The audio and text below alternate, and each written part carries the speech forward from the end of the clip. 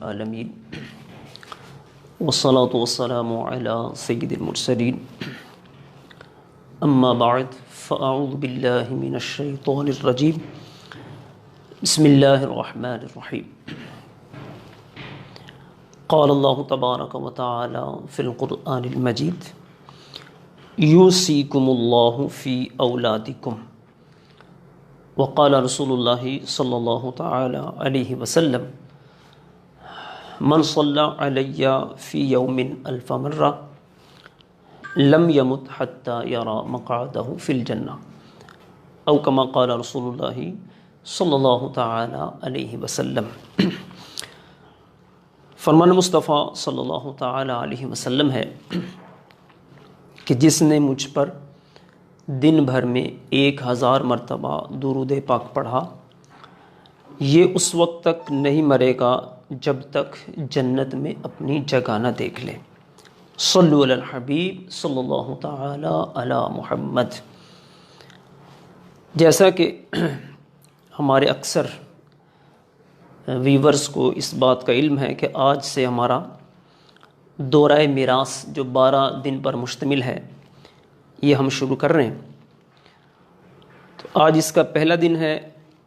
آج جو چیزیں ہم اس میں سنیں گے یا پڑھیں گے وہ ہم نے پہلے سے یہ بورڈ کے اوپر مختصر اس کا تعارف لکھا ہے کہ علم المیراث، اس میں ہم نے کیا کیا پڑھنا ہے، اس کی تعریف، موضوع، غرض، وجہ تسمیہ، شرعی حکم اور ضرورت و اہمیت۔ علم المیراث، اس میں تعریف کے اندر ہم اس کے بارے میں سنیں یہ کیا چیز ہے۔ اولاً یہ اس لیے لکھا کہ ایک تو موضوع ہمیں پتہ چلے، دوسرا قرآن و حدیث میں اس کے متعلق کیا کچھ بیان کیا گیا ہے۔ تو جیسے کہ ابھی خطبے ہی میں ہم نے ایک قرآن پاک کی آیت مبارکہ کا کچھ حصہ پڑھا ہے، یوصیکم اللہ فی اولادکم، یہ سورہ نساء کی آیت نمبر 11 ہے، اور 11 اور 12 دو آیتوں میں سورہ نساء کے اندر یہ میراث کا پورا بیان کیا گیا ہے۔ اس کے بعد آگے ہی سورہ نساء میں آیت نمبر 176 میں بھی اس کا بیان موجود ہے۔ تو اس سے یہ پتہ چلتا ہے کہ اللہ جل شانہ نے میراث کے حوالے سے ایک پورا چیپٹر ہمیں قرآن پاک میں دیا۔ اسی طرح سے احادیث میں بھی اس کے متعلق بیان موجود ہے۔ ان میں سے کچھ حدیثیں جس سے ہمیں اس کی کچھ اہمیت کا پتہ چلے اس کا بیان ہے، جیسے کہ صاحب بہار شریعت نے مختلف احادیث لکھی ہیں۔ ان میں سے ایک حدیث جو کہ ابن ماجہ اور دارمی شریف کے حوالے سے ہے، حضرت سیدنا جابر رضی اللہ تعالیٰ عنہ سے کی روایت ہے۔ آپ فرماتے ہیں کہ رسول اللہ صلی اللہ تعالیٰ علیہ وسلم نے فرمایا، جب بچہ زندہ پیدا ہو تو اس پر نماز بھی پڑھی جائے گی اور اس کو وارث بھی بنایا جائے گا۔ تو اب اس حدیث پاک میں دیکھیں، یعنی بچہ زندہ پیدا ہوا تو ساتھ ہی پیدا ہوتے ہی گویا کہ وہ وارث بھی بن گیا۔ اچھا، اسی طرح دوسری حدیث پاک ہے جس میں اس علم کو سیکھنے کے حوالے سے بیان کیا گیا ہے، وہ بھی دارمی شریف ہی کی روایت ہے، جس میں حضرت سیدنا عمر رضی اللہ تعالیٰ عنہ آپ سے روایت ہے، فرماتے ہیں کہ فرائض سیکھو اس لیے کہ وہ تمہارے دین میں سے ہے۔ تو فرائض سیکھو، فرائض سے مراد یہاں پر میراث، کیونکہ میراث کے علم کو علم الفرائض کہتے ہیں۔ اسی طرح ایک اور روایت میں ہے جو کہ حضرت سیدنا علی شیر خدا رضی اللہ تعالیٰ عنہ سے ہے، آپ نے فرمایا خنثی کے متعلق کہ جب اس میں مرد اور عورت دونوں کے اعضاء ہوں تو اب جو غالب ہو اس کا اعتبار کر کے اسے بھی میراث میں سے حصہ دیا جائے۔ اگر ہم اس حدیث پاک پہ تھوڑا سا غور کرتے ہیں تو ایک بات اور واضح ہو کر سمجھ میں آتی ہے کہ خنثی مخنث عمومی طور پر اس کے حوالے سے ہمارے معاشرے میں کوئی اچھے تاثرات نہیں، لیکن دیکھیں شریعت مطہرہ نے میراث کے اندر بھی اس کا حصہ یہ رکھا ہے۔ اسی طرح ایک اور حدیث پاک ہے کہ جس میں علم المیراث کو سیکھنے کے حوالے سے بیان کیا گیا، یہ بیہقی شریف کی روایت ہے۔ میرے آقا صلی اللہ تعالی علیہ وسلم ارشاد فرماتے ہیں تعلم الفرائض، کہ میراث سیکھو، وعلموها الناس، اور لوگوں کو یہ سکھاؤ، کیوں؟ فإنها نصف العلم، یہ میراث جو ہے یہ نصف علم ہے۔ نصف العلم اس کے حوالے سے کئی باتیں ہیں کہ اس کو نصف العلم جو کہا گیا وہ کس بنا پر کہا گیا۔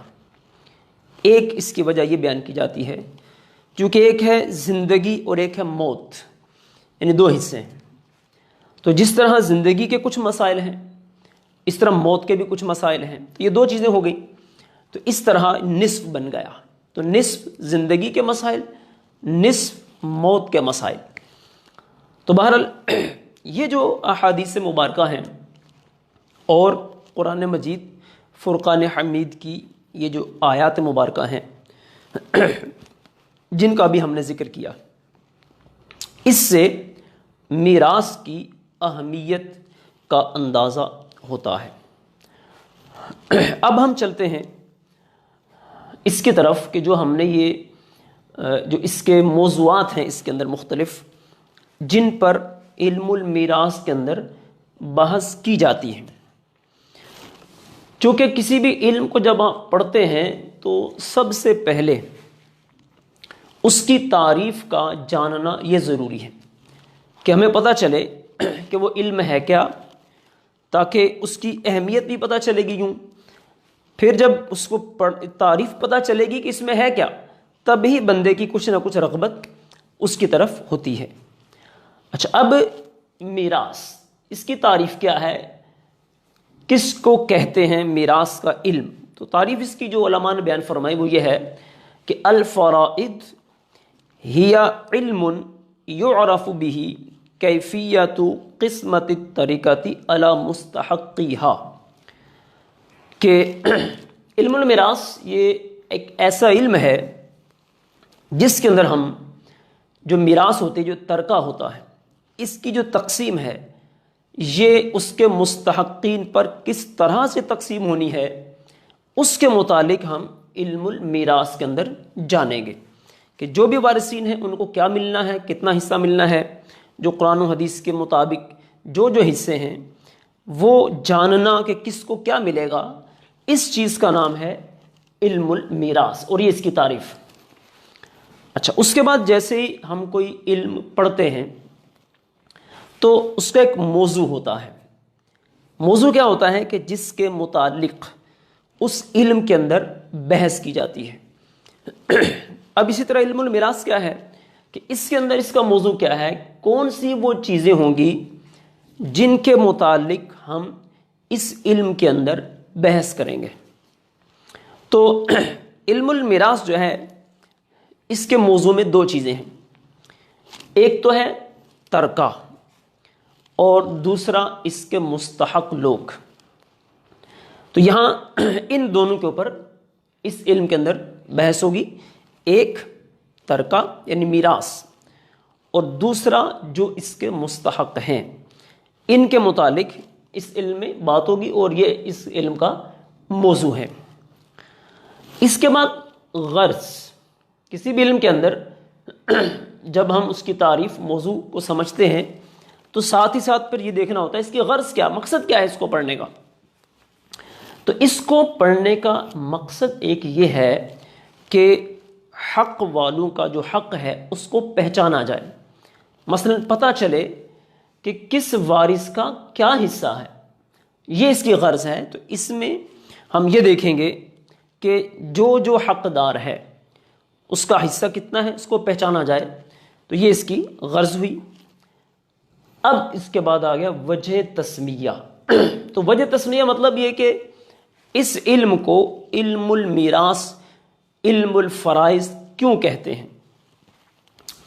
تو یہ جو علم المیراث ہے اس کو علم الفرائض کہتے ہیں، علم الفرائض۔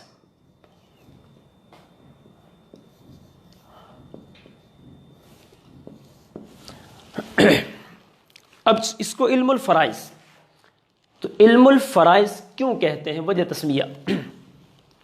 جو ہمارے ایسے ناظرین ہیں جو کہ کچھ نہ کچھ قرآن و حدیث کے متعلق جانتے ہیں یا درس نظامی کی کتب سے ان کا تعارف ہے، تو کئی جگہوں پر فریضہ کا لفظ یہ انہوں نے پڑھا ہوگا اور یہ استعمال بھی ہوتا ہے۔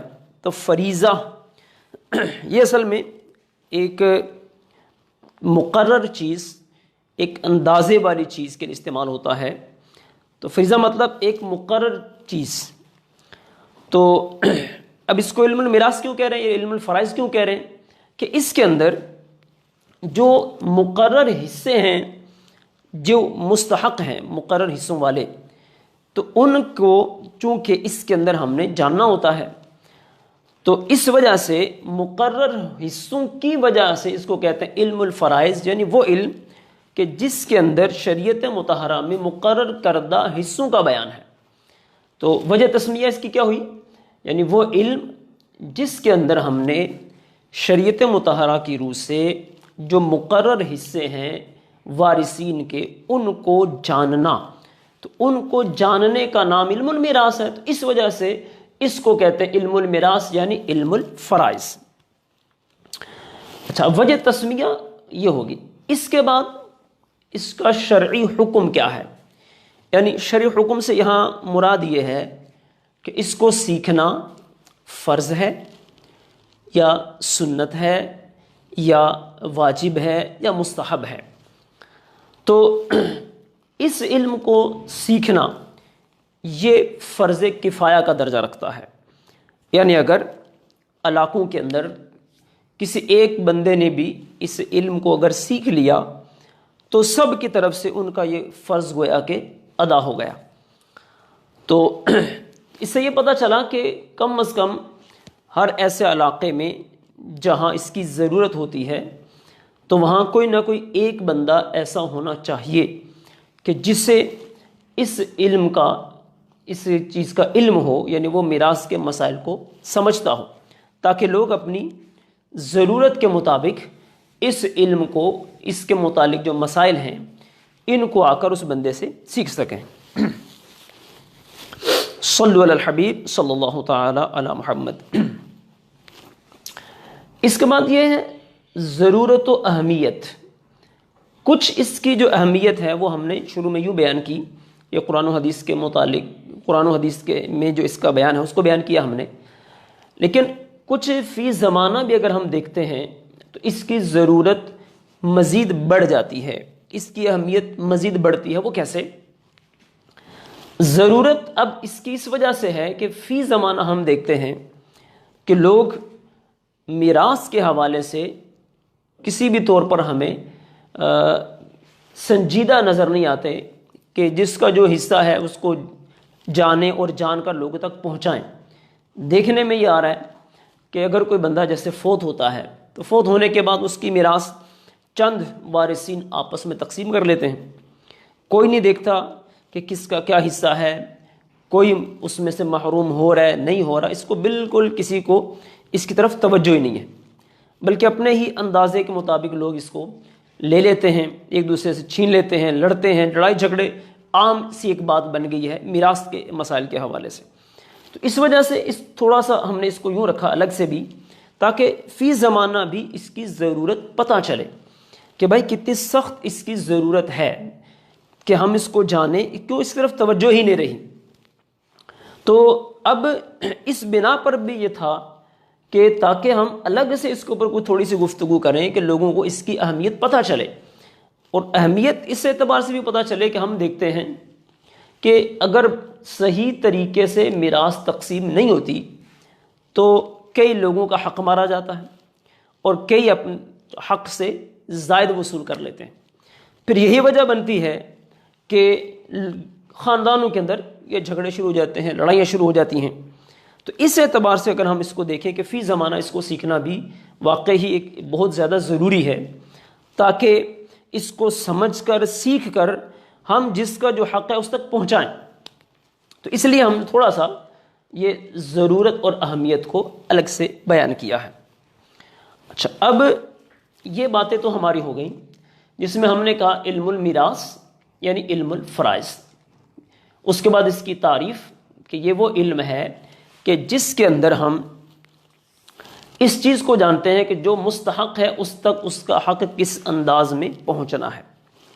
اس کا موضوع ہم نے دیکھا وہ ہے ترکہ، اور ساتھ ہی ساتھ جو اس کے مستحق ہیں۔ غرض کو ہم نے جانا کہ غرض ہے اس کا کہ اس کے جو مستحق لوگ ہیں ان کے حق کو پہچانا جائے۔ وجہ تسمیہ ہم نے بیان کی کہ فرائض، یہ چونکہ فریضہ کی جمع ہے اور فریضہ کا مطلب ہوتا ہے ایک مقرر حصہ، تاکہ اس میں چونکہ ہم جانتے ہیں مقرر حصوں کا بیان، اس وجہ سے اس کو کہتے ہیں علم الفرائض۔ شرعی حکم بھی پتہ چلا کہ اس کو سیکھنا یہ فرض کفایہ ہے۔ کچھ تھوڑی سی بات ہم نے اس کی ضرورت اور اہمیت پر بھی کر لی۔ اب ہم چلتے ہیں اگلی بات کی طرف کہ اس کا جو موضوع ہے اس کی جو تعریف ہے اس کی طرف ہم چلیں گے کہ وہ کیا ہے۔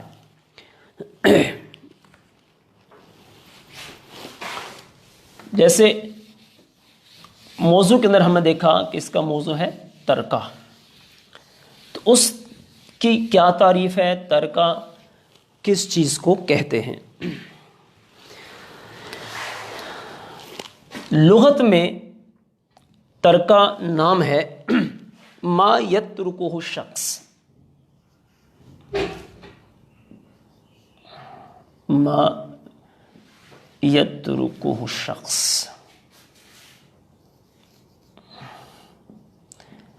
یہ تو ترکہ کی ہے لغوی تعریف، اور اصطلاحی تعریف کیا ہے کہ ما ترک الانسان فی الاصطلاح،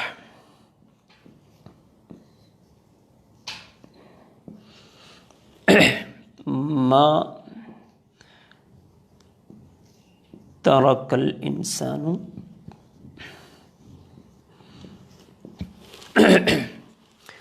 صافیا خالیا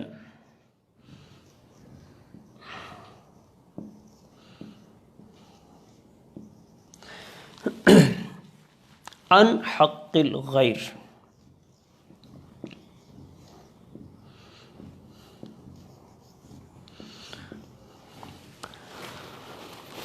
یہ ترکہ کی تعریف ہے۔ مطلقاً یعنی ترکہ کا جو لفظ جب بولا جاتا ہے تو اکثر ہم یعنی جو بندہ کسی چیز کو چھوڑ کر جائے اس کو کہتے ہیں ترکہ۔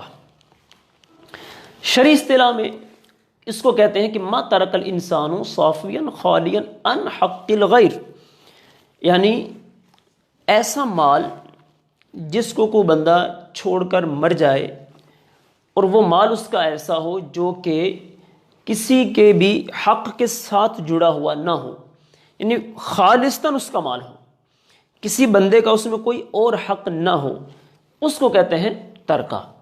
تو چونکہ بعد میں اسی نے چونکہ تقسیم ہونا ہوتا ہے تو خالص جو اس کا حصہ ہوگا ظاہری بات اسی ہی کو تقسیم کیا جائے گا۔ اگر اس کے ساتھ کسی اور کا حق مل جائے گا تو پھر سیدھی سی بات ہے کہ غیر کا حق جو ہوگا اس کے وارثین میں چلا جائے گا۔ تو اس وجہ سے اس کی تعریف میں اس بات کو خاص طور پہ بیان کیا گیا ہے کہ ایسا مال ہونا چاہیے جس میں کسی بھی غیر کا کوئی حق نہ ہو۔ اچھا، اب دنیا میں جب بھی کوئی شخص فوت ہوگا تو اس کے ساتھ چند طرح کے حقوق متعلق ہیں، اور علم المیراث کے اندر ہم انہی حقوق کے متعلق کچھ بحث بھی کرتے ہیں۔ تو وہ کیا ہے ابتداً جب بھی کوئی بندہ فوت ہوگا تو 4 طرح کے حقوق اس کے ساتھ متعلق ہیں. جیسے یہ ایک عبارت ہے تتعلق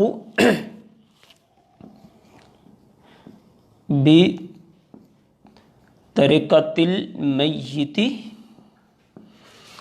حقوق 4.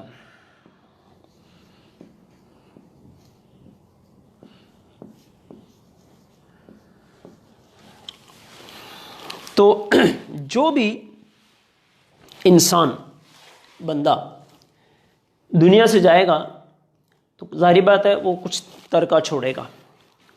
اب اس کے ترکے کے ساتھ 4 طرح کے حقوق اس کے ساتھ متعلق ہیں. یعنی اس کا ترکہ جو ہے وہ ان 4 چیزوں کے اندر استعمال ہوگا. اب وہ 4 چیزیں کون سی ہیں اس کو ہم انشاءاللہ بالترتیب دیکھتے ہیں. اس میں سب سے پہلی چیز الاول، سب سے پہلی چیز وہ کیا ہے، کہاں سے ابتدا کرنی ہے؟ یبدأ بتکفینہ وتجہیزہ، بتکفینہ وتجہیزہ.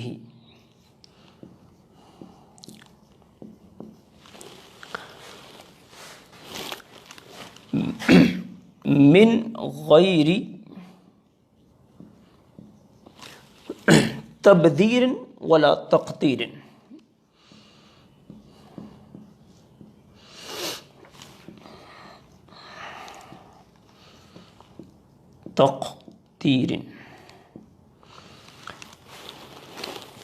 تو میت کے جو مال ہے اس کے ساتھ 4 طرح کے حقوق ہیں.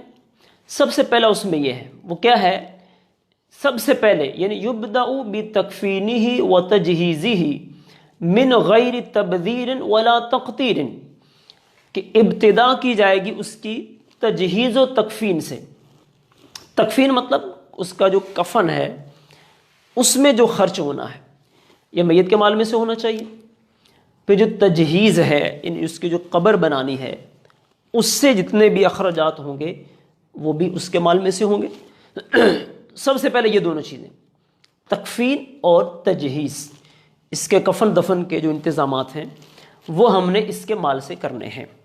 اچھا، اس کے مال میں سے کرنے ہیں. اگلی ایک بات کیا ہے اس کے اندر؟ من غیر تبذیر ولا تقتیر. اس کے اندر نہ تو یہ ہونا چاہیے کہ بہت زیادہ خرچ کر دیا جائے مال، اور نہ یہ ہونا چاہیے کہ جتنی ضرورت ہے اس سے کم کر دیا جائے.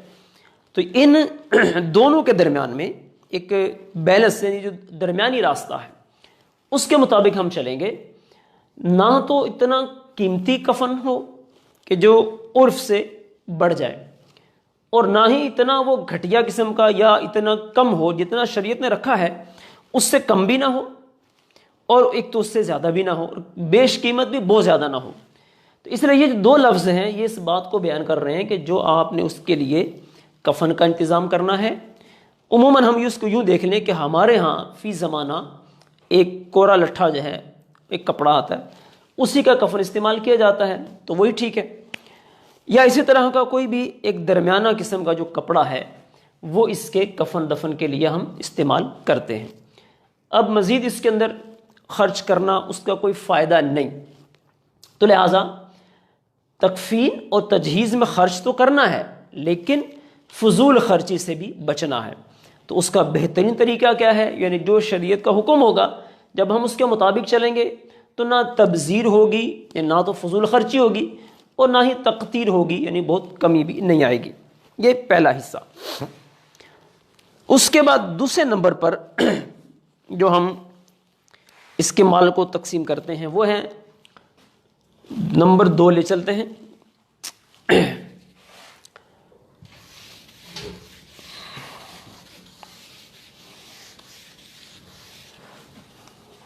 اول ہو گیا، اب ہے الثانی.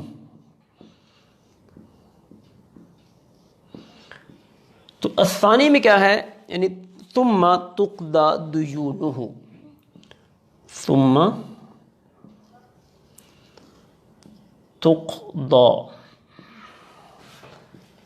ديونه من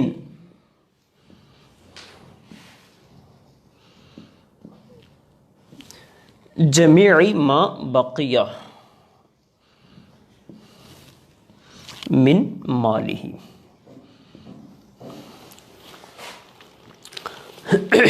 تو دوسرے نمبر پر، پہلے نمبر پر تو یہ ہوا کہ تجہیز و تکفین. تو تجہیز و تکفین کے بعد اب جو مال بچا اس میں سے پھر ہم نے سب سے پہلے میت کا جو قرض ہے وہ ادا کرنا ہے. ثم تقضى ديونه، پھر جو میت کے دین ہیں، جو قرض ہیں، اس کو ادا کیا جائے. من جمیع ما بقی من مالی، یعنی اس کے مال میں سے اب جو بچا تھا تجہیز و تکفین کے بعد وہ اب اس کے قرض کی ادائیگی میں اس کو لیا جائے گا. جو بھی اس کا قرض ہے اس کو ادا کیا جائے. یہ دوسرا حق. اس کے میں بھی تھوڑی سی ایک میں گزارش کر دوں کہ عموماً قرض جو ہوتے ہیں یہ ہمارے ہاں ادا تو کیے جاتے ہیں، لیکن اس کا ایک گویا کہ رسمی سا اعلان ہوتا ہے کہ بھائی جس کا قرض ہے وہ آ کے جناب اس کے بچوں سے مل لے اور لے لے آ کر. اعلان ایسا ہونا چاہیے، اس کا فائدہ بھی ہے، لیکن اس میں لوگ بہت زیادہ وہ تھوڑا سا کوتاہی کا بھی شکار ہیں. بہرحال اس پہ توجہ ہونی چاہیے. لیکن میں ایک ایسے قرض کی طرف توجہ دلانا چاہ رہا ہوں جس کی طرف عموماً لوگ توجہ نہیں کرتے. وہ اصل میں کیا ہے، وہ عموماً دیکھنے میں آتا ہے وہ میاں بیوی کا ایک قرض ہے جس کو مہر کہتے ہیں.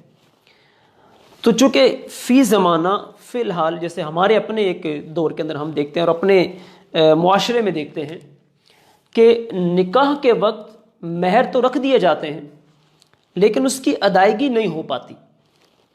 کئی جگہوں پر ہوتی بھی ہے، لیکن میں ایک ایسی وہ چیزیں یعنی بیان کر رہا ہوں کہ جو ہمارے ایک مشاہدے میں آئی ہیں. تو اب وہ بندہ بیچارہ جو ساری زندگی اپنی اس نے ایک زوجہ کے ساتھ ٹائم گزارا ہے، وہ جب دنیا سے جاتا ہے تو کئی دفعہ دیکھنے میں آیا کہ اس نے مہر ہی نہیں دیا ہوتا. تو گویا ایک قرض لے کر وہ دنیا سے چلا گیا. اور پھر بعد میں ہمارے معاشرے میں اس کو اچھا بھی نہیں سمجھا جاتا کہ عورت اس کی میراث میں سے پہلے اپنا مہر لے، جبکہ شرعی اصول یہ ہے کہ اگر اس نے حق مہر نہیں دیا ہوا تو اس کے مال میں سے جب قرض نکالتے ہیں تو اس کے ساتھ مہر بھی نکالا جائے. اس کے بعد جو بقیہ ہوگا اس کی پھر تقسیم ہوگی.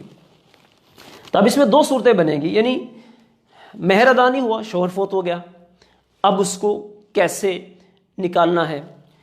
اسی طرح اگر عورت فوت ہو گئی اور ابھی تک مہر نہیں اس نے لیا تھا تو اب کیا صورت بنے گی. یہ دونوں چیزیں ہم انشاءاللہ اپنی جگہ پر اس کو بیان کریں گے. لیکن فی الحال اختصاراً مختصر یوں ہے کہ اگر شوہر نے نہیں دیا تو جب قرض نکالنا ہے تو مہر کو نکالیں، اب بقیہ میراث تقسیم کریں گے. اور اگر بیوی فوت ہوئی اور ابھی تک اس نے مہر نہیں لیا تھا تو اب شوہر جو ہے وہ جو اس کی میراث بنتی ہے اس کے اندر اس کے مہر کو بھی جمع کرے، پھر کل جو مال بنے گا اس کے مطابق پھر تمام جو وارثین ہیں وہ اس میں شریک ہوں گے. تو یہ ہو گیا دوسرا کہ اب اس کے اوپر اگر کوئی قرض ہے تو وہ قرض اس کا ادا کیا جائے. نمبر 3، تیسرے نمبر پر جو حق ہے، چونکہ 4 حقوق کا ہم نے ابھی بیان کیا. پہلے نمبر پر ہو گیا تجہیز و تکفین، یعنی کفن دفن اس کے مال میں سے کریں گے. دوسرے نمبر پر یہ ہو گیا کہ اگر اس کے اوپر کوئی قرض ہے تو اس قرض کی ادائیگی بقیہ جو مال بچا تھا اس سے کی جائے گی. نمبر 3 الثالث، اب وہ تیسرا جو حق ہے وہ کیا ہے؟ تیسرا حق ہے ثم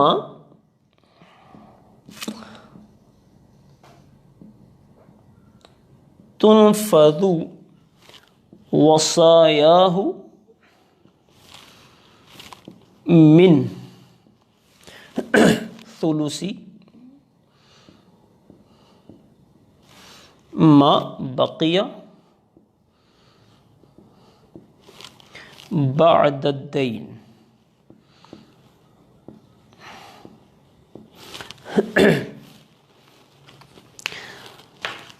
تیسرے نمبر پر ثم تنفذ وصایاہ من ثلث ما بقی بعد الدین. تیسرے نمبر پر یہ ہے کہ اگر میت نے کوئی وصیت کی ہوئی ہے تو اب دین ادا کرنے کے بعد، قرض ادا کرنے کے بعد جو مال بچا ہے وہ مال اب اس کا جو ہے وہ تہائی حصہ، تیسرا حصہ، اس میں سے اگر کوئی اس نے وصیت کی ہوئی ہے تو اس وصیت کو اس تہائی حصے میں سے پورا کیا جائے گا. وصیتوں کے حوالے سے ایک پورا الگ سے چیپٹر ہے کہ کون سی وصیت کیسی ہے، جائز ہے یا ناجائز ہے، تو یہ الگ سے ایک پورا چیپٹر ہے. یہاں ہم اتنی سی بات کریں گے کہ اگر اس نے وصیت کی ہوئی ہے تو اس کو پورا کیسے کرنا ہے. تو پورا کرنے کا طریقہ کیا ہے کہ ثلث مال میں سے، یعنی پہلے تجہیز و تکفین والا مسئلہ ہوگا، پھر اس کے بعد قرض ادا کیے جائیں گے. یہ دونوں ہونے کے بعد اب جو مال بچا ہے اس میں سے ہم نے دیکھنا ہے کہ باقی جو مال بچا ہے، اگر کوئی وصیت ہے تو اب اس کے بھی 3 حصے کریں گے. اس میں سے جو تیسرا حصہ ہے اس میں سے پھر ہم نے اس کی وصیت کو پورا کرنا ہے. تو یہ ہو گئے 3 حصے. اب اس کے بعد یعنی جو چوتھا ہے، 4 چونکہ حقوق میت سے متعلق ہو گئے، اور چوتھا حق کیا ہے، اور یہ جو چوتھا حق ہے ایک تو یہ آخری ہے، اور اسی سے پھر ہماری آگے جو تقسیم ہے وہ شروع ہوتی ہے. تو چوتھا حق جو میت سے متعلق ہے وہ کیا ہے؟ ثم یقسم الباقی بین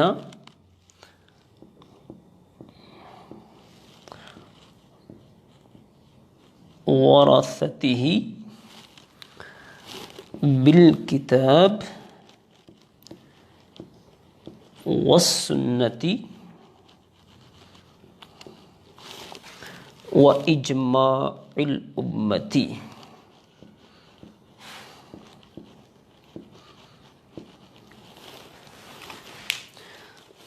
تو پہلی جب 3 جو چیزیں ہیں ابھی ہم نے بیان کی وہ جب پوری ہو جائیں گی، اب دیکھنا ہے کہ باقی کیا مال بچا ہے. باقی جو مال بچا تو پھر اس مال کو تقسیم کیا جائے گا اس کے وارثین میں.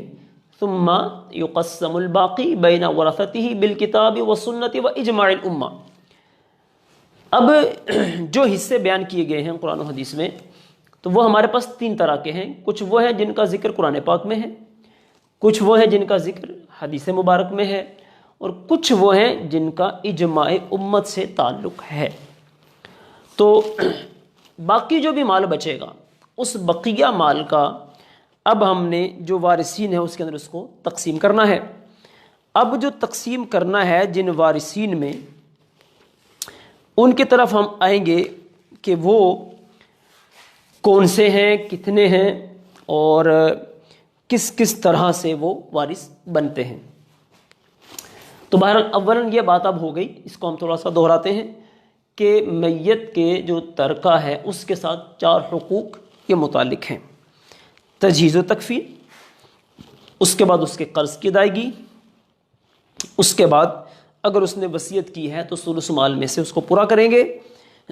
اب جو مال بچا ہے تو اس کو جو قرآن و حدیث میں حصے جن لوگوں کے بیان کیے گئے وہ اس میں تقسیم کیے جائیں گے. تو یہ 4. اچھا، اب وہ آخری جو بات تھی ہماری، یہ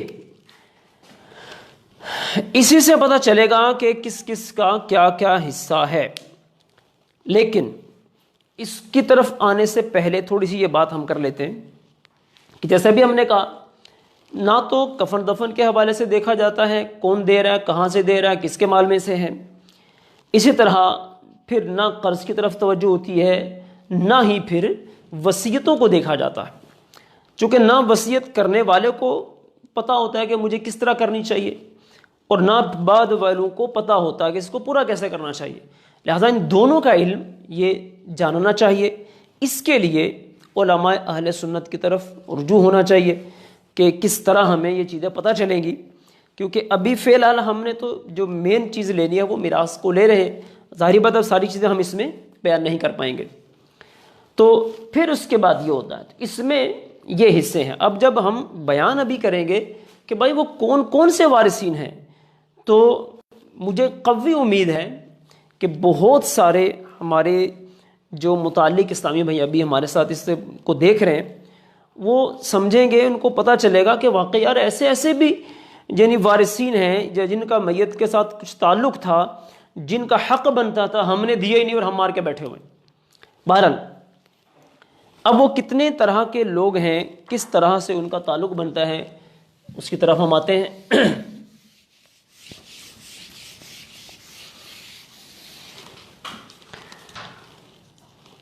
جو وارثین ہیں ان کی 3 جہتیں بنتی ہیں. نمبر 1،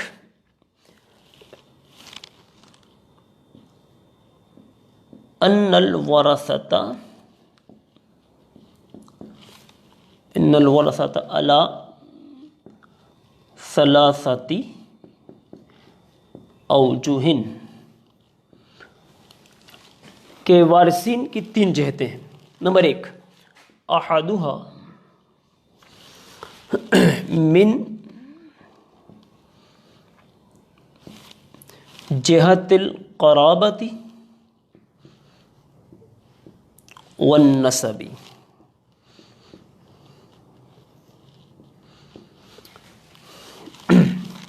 الثانی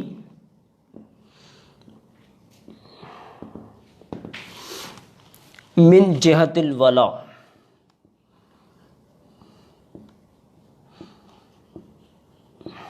اور الثالث من جہت النکاح.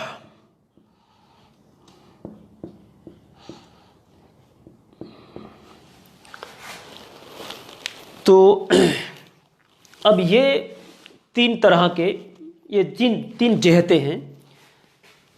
ان سے پتہ چلے گا کہ کن کن کا حصہ وہ بنتا ہے میت کے مال میں. پہلے نمبر پر ہے من جہت القرابۃ والنسب، یعنی میت کے ساتھ جس کا تعلق ہے نسبی طور پر یا کسی اور رشتے کے اعتبار سے. تو پہلی جہت بن گئی یہ، یعنی رشتہ داری نسبی طور پر، نسب کے طور پر مراد یہ جیسے بیٹا ہوتا ہے، باپ ہوتا ہے، اس طرح قرابت کے طور پر دیگر جیسے بھائی ہو گئے، اس طرح کے دیگر رشتہ دار. دوسرے جہت الولا، ولا کی جو جہت ہے یہ اس میں عموماً غلام اور آقا کے مسائل آتے ہیں، چونکہ فی زمانہ یہ جہت ولا نہیں، لیکن چونکہ اس کا ذکر موجود ہے کتابوں میں اس لیے ہم نے اس کو ایک بطور معلومات کے طور پر یہاں رکھا ہے. اس کے بھی مسائل ہیں. اور اس کے بعد من جہت نکاح، یعنی میاں بیوی کے مسائل. تو یہ 3 جہتیں ہیں اور اس میں 10 طرح کے لوگ شامل ہوں گے جن کے حصے وہ جو مقرر ہیں اور وہ شریعت مطہرہ کی روح سے ان کو دیے جاتے ہیں. اب وہ 10 قسم کے لوگ کون ہیں انشاءاللہ ہم اس کو بیان کریں گے بالترتیب. اور جس ترتیب سے ابھی ہم ان 10 لوگوں کو بیان کریں گے، جس ترتیب سے یہ 10 لوگ ہم بیان کریں گے تو ان کے اندر مال کی تقسیم کی بھی ترتیب وہی ہوگی. یعنی مطلب یہ کہ جو پہلی قسم کے لوگ ہیں سب سے پہلے ان کو حصے دیے جائیں گے، پھر اگر یہ پہلی قسم کے نہیں ہیں تو پھر دوسری قسم کا والوں کو دیے جائیں گے. اسی طرح پھر اگر دوسری قسم کے نہیں ہیں تو تیسری قسم والوں کو دیے جائیں گے. تو یوں کر کے یہ 10 طرح کے لوگ ہیں. تو وہ ہم بالترتیب انشاءاللہ اس کو ہم ابھی بیان کرتے ہیں کہ میت کا مال وہ کتنے لوگوں میں تقسیم ہونا ہے اور پھر کس طرح سے اس کو تقسیم ہوگا. اب پہلے نمبر پر ہے اصحاب الفرائض.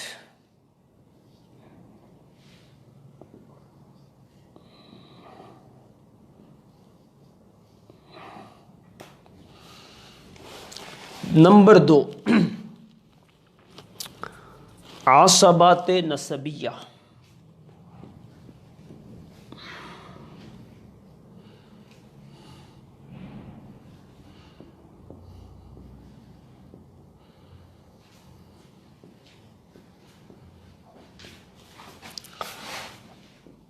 نمبر 3 عصبات سببیہ.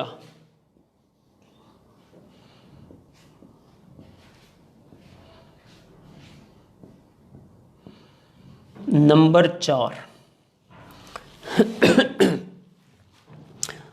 عصبہ سببی کا عصبہ نسبی. عصبہ سببی کا نسبی عصبہ.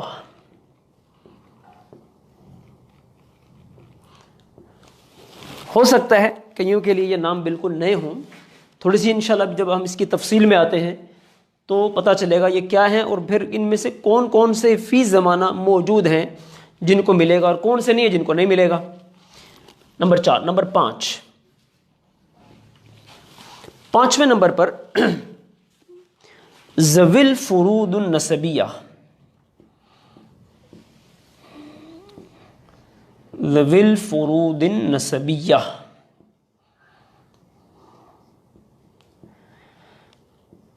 ذوی الفروض النسبیہ نمبر 5.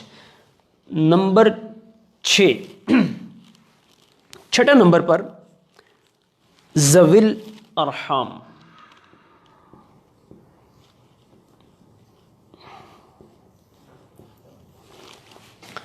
نمبر 7 مولا الموالات.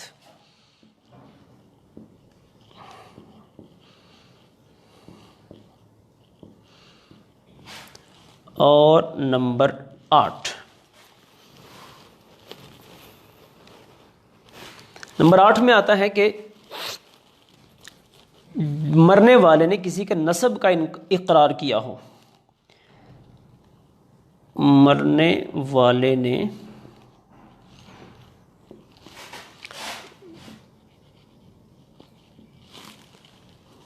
کسی پر نسب کا اقرار کیا ہو.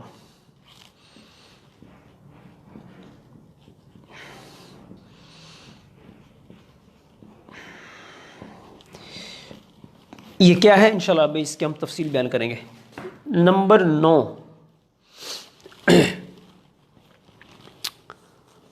میت نے جس کے لیے کل مال کی وصیت کی ہو. کل مال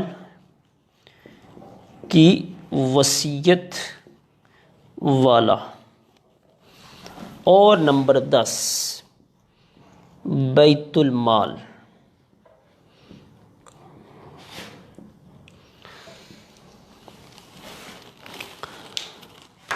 تو یہ دیکھیے یہ اب یہ 10 قسم کے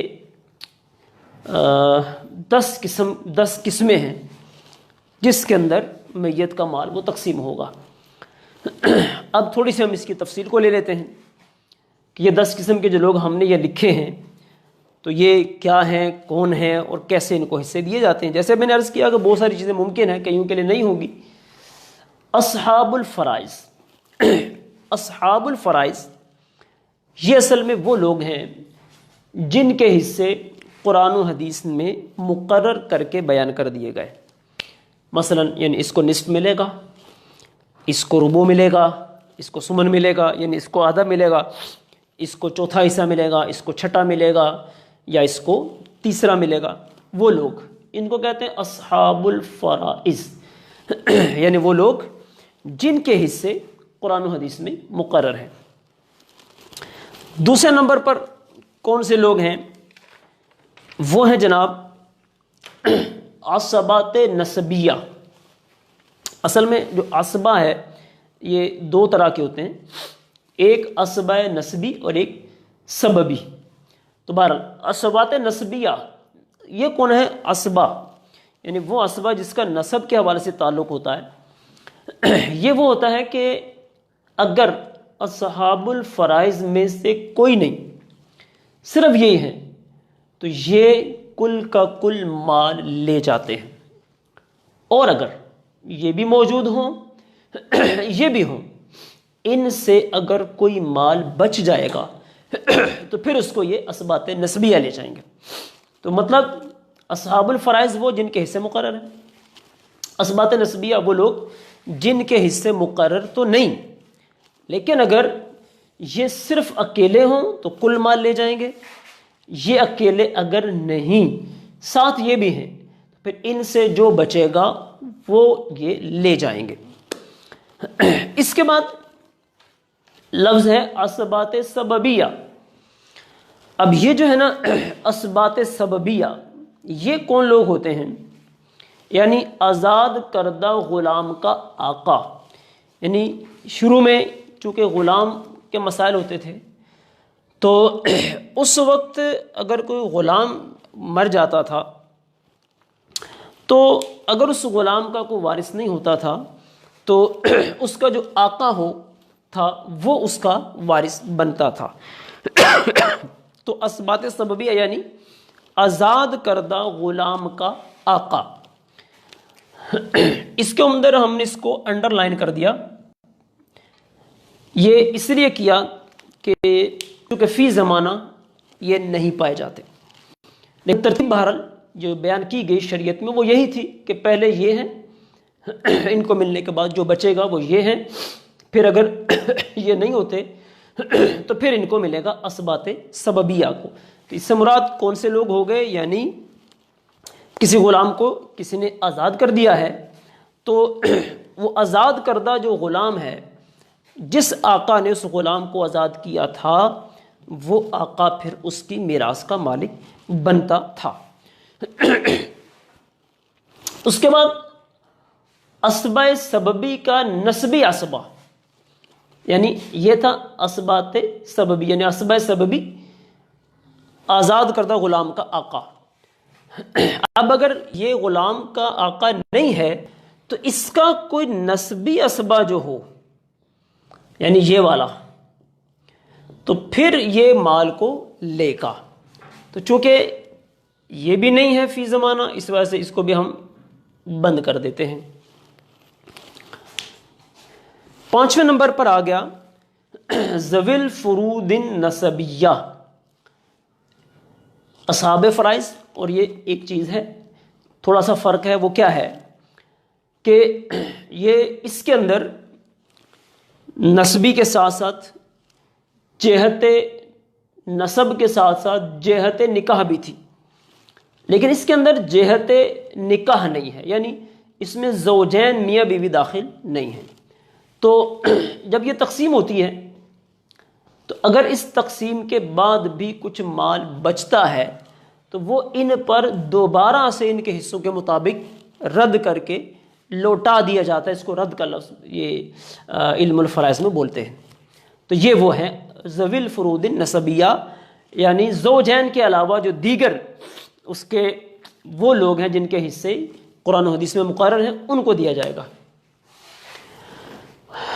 اس کے بعد نمبر 6 ہے ذوی الارحام۔ ذوی الارحام یہ ذی رحم جو محارم ہیں، اس کی ویسے تفصیل ہے، اس میں آگے 4 قسمیں بنتی ہیں۔ جب ہم آگے اس کو دوبارہ جب اس کی تقسیم کریں گے حصوں کے حساب سے تو ان کی چاروں اقسام کے اوپر انشاءاللہ ہم بحث کریں گے۔ مطلقاً یہ لفظ جو ہے رشتہ داروں کے لیے استعمال ہوتا ہے، یعنی یہ سارے جب نہیں ہیں تو پھر یہ ذوی الارحام کا نمبر آتا ہے۔ اور ذوی الارحام کے اندر عموماً جو لوگ شامل ہیں وہ جیسے نواسہ ہوتا ہے، نواسی ہوتی ہے، بھتیجا ہے، بھانجا ہے، بھانجی ہے، پھوپھی ہے، خالہ ہے۔ تو یہ وہ رشتہ دار ہیں کہ اگر ان کے بعد کوئی بھی مال یعنی ترتیب کے ساتھ یہ نہیں ہے تو پھر ان کے حصے بنتے ہیں۔ تو یہ بھی جب ہم اس کی بات کریں گے ذوی الارحام، تو بھی آپ دیکھیں گے کہ اگر ہم اپنے اس معاشرے میں تھوڑا سا غور کریں تو آپ کو پتہ چلے گا کہ بھائی ان کو تو کوئی بندہ حصہ دیتا ہی نہیں اور کسی کو پتہ ہی نہیں ہے کہ ان کے حصے بھی بنتے ہیں، جبکہ شریعت مطہرہ نے ان کے حصے بھی رکھے۔ بار یہ ہو گیا۔ اس کے بعد ہے مول الموالات۔ مول الموالات یہ اس شخص کو کہتے ہیں کہ جس نے کسی کے ساتھ عقد موالات کر لیا ہو. اور عقد موالات کا مطلب کیا ہے؟ یعنی اس میت نے، وہ میت جو تھی وہ خود کوئی مجہول نسب تھا، یعنی اس کا نسب کا پتہ نہیں تھا، تو اس نے کسی بندے کو اپنا آقا بنا لیا، اور آقا بنانے کے بعد اس نے یہ کہا کہ بھائی میرے مرنے کے بعد میرے سارے مال کے تم حقدار ہو، اور اگر مجھ سے کوئی غلطی ہو جائے جس کی وجہ سے کوئی میرے اوپر کوئی جرمانہ، کوئی جنایت بنتی ہو، دیت بنتی ہو، تو وہ دیت جو ہے نا وہ آپ نے ادا کرنی. یہ ہے مول الموالات. پھر دہراتا ہوں کہ میت کو مجہول النسب تھا، اس کے نسب کا پتہ نہیں تھا، تو اس نے کیا کیا، کسی بندے کو یہ کہا کہ تم میرے آقا ہو اور میرے مرنے کے بعد میرا کل مال تمہارا ہوگا، اور مجھ سے اگر کوئی جنایت، کوئی جرم ایسا سرزد ہو گیا جس میں دیت وغیرہ بنتی ہوگی تو وہ تم ادا کرو گے. تو یہ ہے مول الموالات. تو فی زمانہ اگر ہم دیکھتے ہیں تو یہ بھی نہیں پایا جاتا ہے. اس کے بعد 8ویں نمبر پر ہے، یہ جیسے میں نے شروع میں کہا، یہ ترتیب سے ہوگا کہ یہ ہیں پہلے ان کو ملے گا، یہ نہیں تو پھر یہ، یوں ترتیب کے ساتھ. اب اگرچہ یہ نہیں اگر پائے جا رہے تو پھر یہ دیکھیں گے کہ مرنے والے نے کسی پر نسب کا اقرار کیا. یہ پورا کیسے ہے کہ مرنے والے نے کس طرح سے نسب کا اقرار کیا. مثلا اس نے کسی بندے کو یہ کہا کہ بھائی یہ جو شخص ہے یہ میرا بھائی ہے. جب اس نے اس کو اپنا بھائی کہا، اب اس اقرار کا مطلب یہ ہوا کہ اس نے یہ کہا ہے کہ یہ میرے باپ کا بیٹا ہے. تو یہ مرنے والے نے کسی پر نسب کا اقرار کیا، یعنی اپنے باپ پر. اس نے کسی بندے کو کہا یہ میرا بھائی ہے. اس کا مطلب کیا ہوا کہ کہہ رہا ہے کہ یہ میرے باپ کا بیٹا ہے، لیکن باپ اس کا اقراری نہیں، وہ انکاری ہے. اور یہ مرنے والا اس اقرار پر قائم تھا اور قائم ہی رہا، اور اس حالت میں اس کی موت واقع ہو گئی. تو ایسی صورت میں اگر یہ سب وارثین نہیں ہیں تو پھر اس کو اس کی میراث میں سے حصہ دیا جائے گا. یہ یعنی اس کا یہ یوں کہہ سکتے ہم کہ بالکل تو ایسا نہیں کہ ناپید ہو گیا ہو، البتہ یہ ہے کہ یہ اس کے چانسز ہیں، یہ دنیا میں ابھی بھی پائے جا سکتے ہیں. 9 نمبر، ایسا شخص جس کے لیے کل مال کی وصیت کر دی ہو. یہاں تھوڑا سا ڈاؤٹ ہو سکتا ہے کہ کل مال کی وصیت کر دی تو پھر یہ جب ان کو مل رہا ہے تو پھر اس کو کیسے سارا مال پھر اس کو کیسے دے دینا ہے. اس کا طریقہ یہ ہوگا کہ پہلے وارثین تھے، یہ جب تقسیم کرنے لگے تو ثلث میں سے اس کی وصیت پوری کی، لیکن بعد میں پتہ چلا کہ یہ جن وارثین کو دیا گیا ہے وہ اس کے حقدار ہی نہیں تھے، تو پھر اب کل جو مال ہے وہ اس بندے کو جس کے لیے کل مال کی وصیت کی گئی اس کو دیں گے. یعنی یہ کون سا بندہ ہے کہ میت نے کسی کے لیے سارے مال کی وصیت کر دی، حالانکہ سارے مال کی وصیت نہیں کرتے بلکہ وصیت ثلث مال میں ہوتی ہے، لیکن اس نے کر دی. اب وارثین کچھ سامنے آئے، اس کو ثلث دیا، بقیہ وارثین میں تقسیم کیا، لیکن بعد میں جب تحقیق کی تو پتہ چلا کہ جن وارثین کو دیا گیا ہے وہ اس کے حقدار ہی نہیں تھے، تو اب پھر ان سے لے کر کل مال اس بندے کو دے دیا جائے گا. 10ویں نمبر پر ہے بیت المال. یہ تمام کے تمام اگر نہیں ہیں، دوسرے لفظوں میں یہ کہ کوئی بھی وارث نہیں ہے، کوئی بھی وارث نہیں ہے، اب کیا کرنا ہے، مال کس کو دینا ہے. تو اب جو مال ہے وہ بیت المال میں جمع کرا دیا جائے گا. لیکن بیت المال اگر نہیں، جیسے فی زمانہ بہت ساری جگہیں ایسی ہیں کہ جہاں پر بیت المال کا نظام ہی نہیں، تو ایسی جگہ پر وہ جو اس کا مال ہے وہ صدقہ کر دیا جائے گا. یعنی اس کو یوں بھی ہم لکھ سکتے ہیں کہ بیت المال یا پھر صدقہ. تو یہ جو 10 قسم کے لوگ تھے جن کے اندر میراث تقسیم ہونی ہے، ان میں سے جب یہ 3 نکل گئے تو باقی جو بچتے ہیں وہ 7 قسم کے لوگ بچ گئے. تو 7 قسم کے لوگ یہ وہ لوگ ہیں کہ جن پر میت کا مال تقسیم ہوگا. تو اسی ترتیب سے، یعنی جو ترتیب ہم نے ابھی بیان کی ہے شروع سے لے کر ابھی تک، اس ترتیب سے ان کے اندر میراث کو ہم انشاءاللہ جو جو اس کا طریقہ کار ہے اس کے مطابق اس کو ہم تقسیم کرتے چلے جائیں گے. تو الحمدللہ آج ہم نے یہ جو چیزیں پڑھی ہیں، ان میں سے جو ہم نے چیزیں دیکھی آج پڑھی ہیں اس کو میں مختصراً عرض کر دیتا ہوں، کیونکہ ہمارا ٹائم ختم ہونے والا ہے. اللہ نے چاہا تو کل پھر دوبارہ ہم یہاں سے آگے چلیں گے. ایک تو ہم نے میراث کے متعلق کچھ حدیث کو سنا ہے، قرآن پاک کی آیت کے حوالے سے سنا. اس کے بعد اس کی تعریف، اس کا موضوع، اس کی غرض، وجہ تسمیہ، شرعی حکم اور کچھ ضرورت و اہمیت کے اوپر ہم نے بات کی. پھر تعریف اس کی ہوئی، اس کا موضوع ہم نے دیکھا کیا ہے، اس کی غرض کے بارے میں پتہ چلا، اس کو علم الفرائض کیوں کہتے ہیں اس کو ہم نے بیان کیا، اس کا شرعی حکم بیان کیا، طریقہ کی تعریف بیان کی ہم نے، اور پھر کون سے وہ حقوق ہیں جو میت کے ساتھ متعلق ہیں اس کو بیان کیا. پھر وارثین کتنی جہت سے بنتے ہیں وہ ہم نے بیان کیا کہ 3 جہت سے بنتے ہیں. اور اس کے بعد پھر ہم نے جو وارثین ہیں ان کے جو ترتیب ہے اس کو الحمدللہ آج ہم نے اس کو بیان کیا ہے. اللہ نے چاہا تو کل ہم اس کو آگے لے کر چلیں گے. امید ہے کہ اللہ ہمیں اس کی توفیق عطا فرمائے گا. تو باقی یہ ہے کہ آپ جنہوں نے یہ ابھی دیکھا سنا ہے اس کو کوشش فرمائیں، دہرائیں، اور جہاں اگر کوئی ایسی چیز ہے مثلا نہیں سمجھ میں آتی ہے تو اس کو میسج کے ذریعے بیان کیا جا سکتا ہے. کوشش ہوگی کہ ہم اس کو مزید سہل انداز میں بیان کر سکیں. اللہ کی بارگاہ میں دعا کرتے ہیں اللہ ہمیں عمل کی توفیق عطا فرمائے، دعوت اسلامی کے مدنی ماحول میں استقامت نصیب فرمائے. آمین بجاہ النبی الامین. وما علینا الا البلاغ المبین. صلوا علی الحبیب صلی اللہ تعالی علی محمد.